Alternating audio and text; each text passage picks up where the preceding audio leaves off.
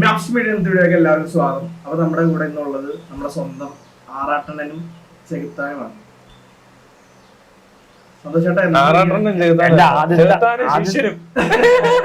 എന്റെ ശിഷ്യൻ യൂട്യൂബിലെ മുത്തച്ഛന പുള്ളി കുറച്ചു പോകാനാണ് ഞാൻ.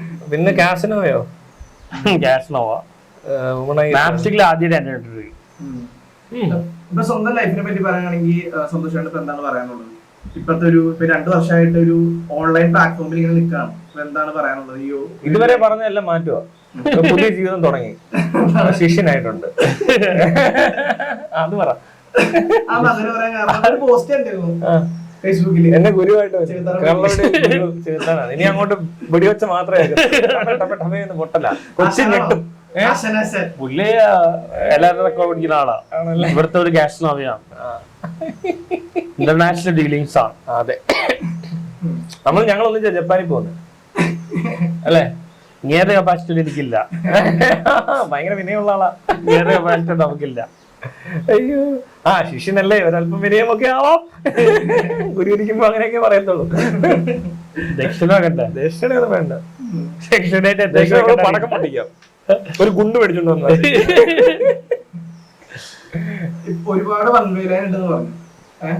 എല്ലാം വൺവേയാണ്, എല്ലാം വൺവേയാണ്, പെയിൻഫുൾ ആണ്, അങ്ങനെ ഒരുപാട് കാര്യങ്ങൾ. എന്തുകൊണ്ടായിരിക്കും സന്തോഷേട്ടന് ഒരു പെണ്ണ് ലവ് ചെയ്യാത്തതിന്റെ റീസൺ? ഗ്ലാമർ ഇല്ലാത്തോണ്ടായി. എനിക്ക് തോന്നുന്നു ഇനിയിപ്പോ ഒന്നും വേണ്ടല്ലോ, നമ്മളതൊക്കെ മാറ്റുക. ലവ് വീട്ടിൽ ലസ്റ്റായി.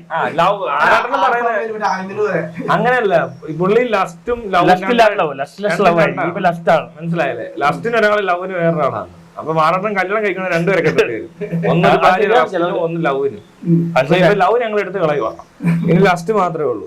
അതിനാണ് നമ്മൾ ലവ് ലസ്റ്റ് വേണ്ട, ലവ് വേണ്ട, അതൊന്നും വേണ്ട. ലവ് ആണെങ്കിൽ ഞാൻ ഒരു ലവും വേണ്ട. പണ്ടത്തെ പെണ്ണുങ്ങൾക്ക് ലവ് ആയാണ്, ഇപ്പത്തെ പെണ്ണുങ്ങൾക്ക് കൂടുതൽ ലസ്റ്റാണ്. അതെ അതെ, കാലം മാറിപ്പോയി. ചേട്ടന്റെ ഒരു മൈൻഡില് എന്ത് ക്വാളിറ്റിയാണ് ഒരു പെണ്ണിന് വേണ്ടത്?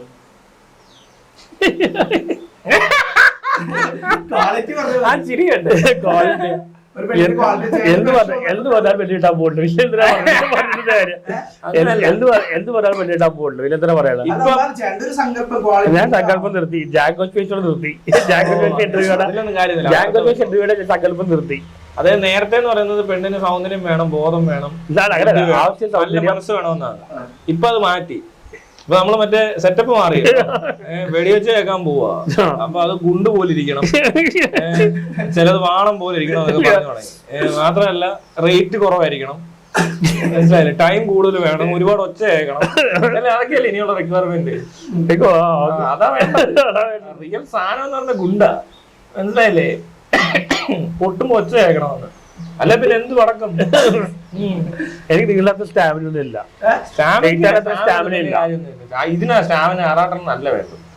അങ്ങനെ വിചാരിക്കരുത്, ഇത് നേരെ തിരിച്ചാ, മനസ്സിലായില്ലേ? പെർഫോമൻസിനാണ്.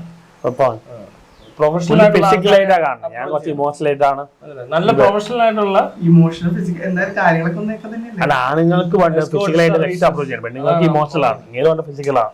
അത്രേ ഉള്ളൂ, എല്ലാം ഫിസിക്കൽ. ഒരു പെണ്ണുങ്ങളെ പോലെയാണ്. കേരളത്തിലെ ആൾക്കാരുടെ കപട സദാചാരം എല്ലാവർക്കും ഇതിന് താല്പര്യമുണ്ട്. ഇവിടെ സായിപ്പ് പരസ്യം ചെയ്യുന്നു, ഇവിടെ ദേശീയ ചെയ്യുന്നു.